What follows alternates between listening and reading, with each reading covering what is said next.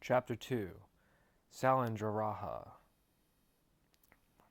Then the Bhagavan said to the youth Chandraprabha, "Young man, I remember that in the past, when I was practicing the conduct of a bodhisattva, I became a Chakravartin. I desired this samadhi, and I desired to attain quickly the highest complete enlightenment of perfect Buddhahood. For many hundreds, thousand, quintillions of aeons on this Vulture Peak mountain, I served, venerated, revered, honored, worshipped, and made offerings to many countless, innumerable Tathagatas, Arhats, perfectly enlightened Buddhas, with the presentation of many 100,000 quintillions of every kind of jewel and various kinds of beautiful flowers, incense, perfume, garlands, ointments, powders, parasols, banners, flags, music, musical instruments, flags of victory, and precious monasteries.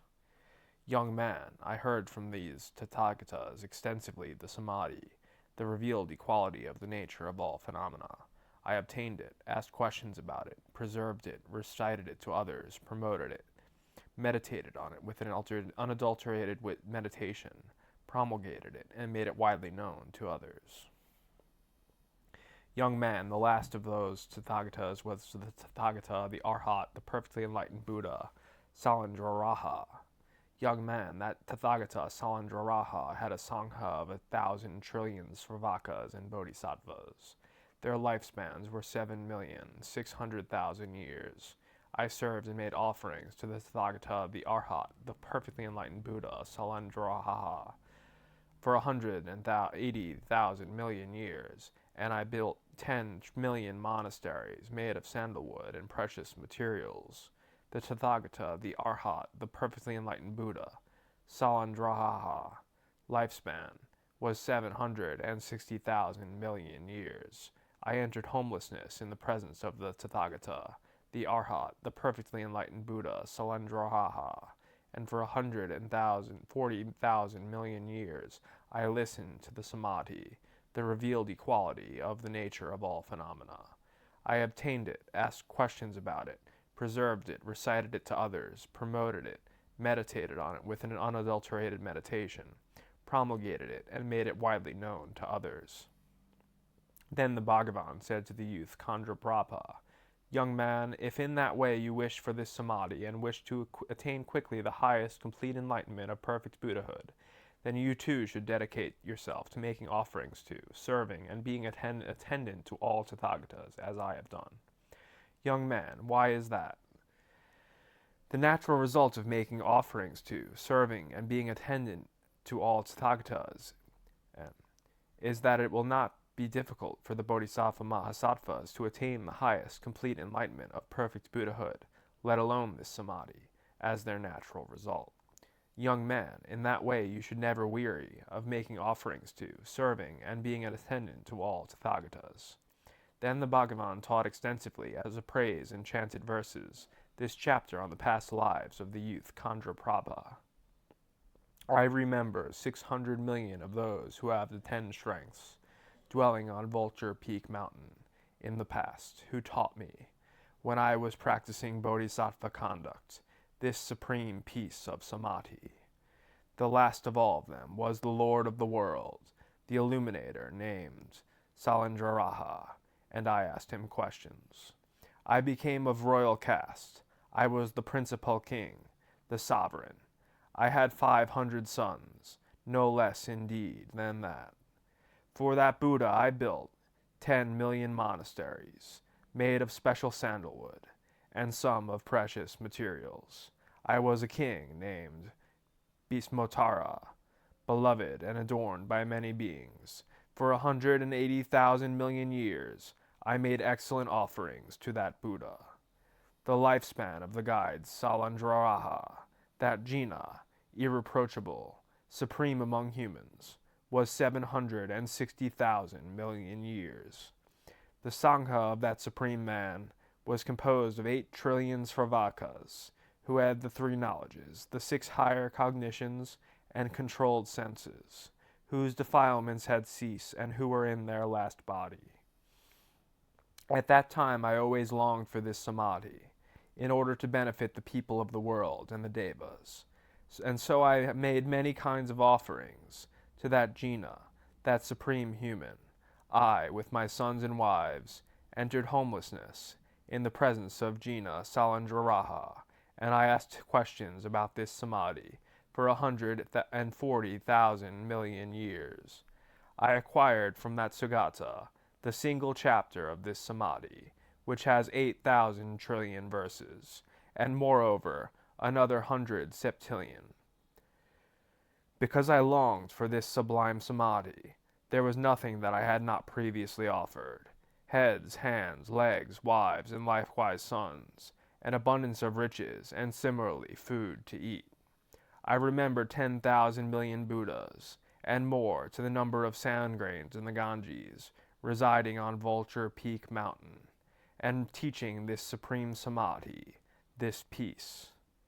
All of them had the name Sakyarabha. All of their sons were named Rahula. All of their attendants were named Ananda. All of them were mendicants from places called Kapilavastu. Their principal two students were Kolita and Sariputra. The names of all the saviors were the same. The names of their worlds were the same, and they all appeared in a time of degeneration.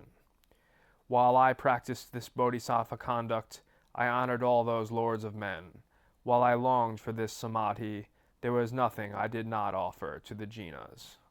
This samadhi is attained through practicing. Its practice has been taught in many forms.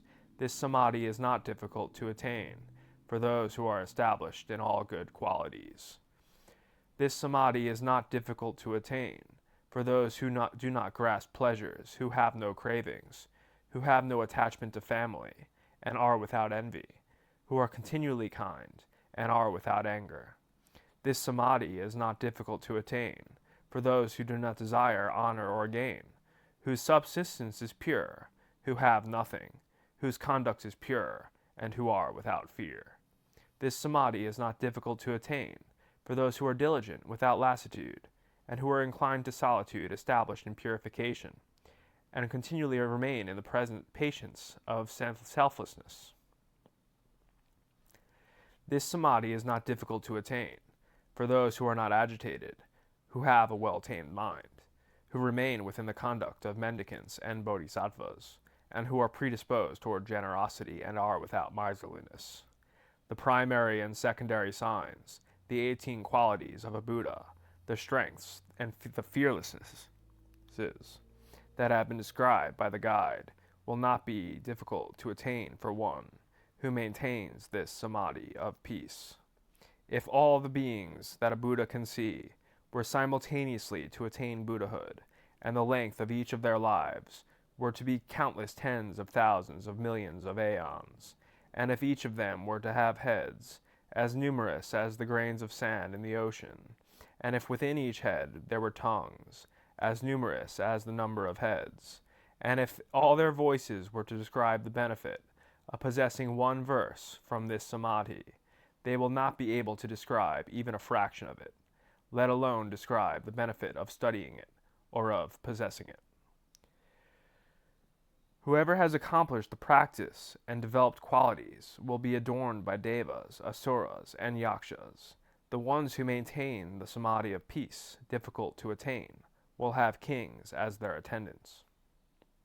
The ones who maintain the samadhi of peace that is difficult to attain will be in the care of jinas. They will always be attended by devas and nagas, and opponents will not be able to withstand their brilliance. The ones who maintain the samadhi of peace will have infinite eloquence. They will teach countless thousands of sutras without the slightest interval. Those in the future time of great terrors who hear this samadhi and keep it will see the guide, Buddha Amitabha, and also the realm of Sukhavati.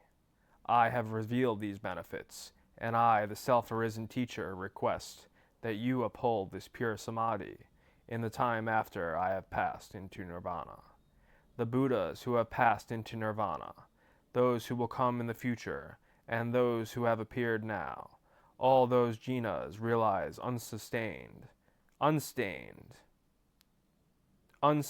non-composite enlightenment through the practice of this samadhi. Conclusion of the second chapter, Samadhiraja.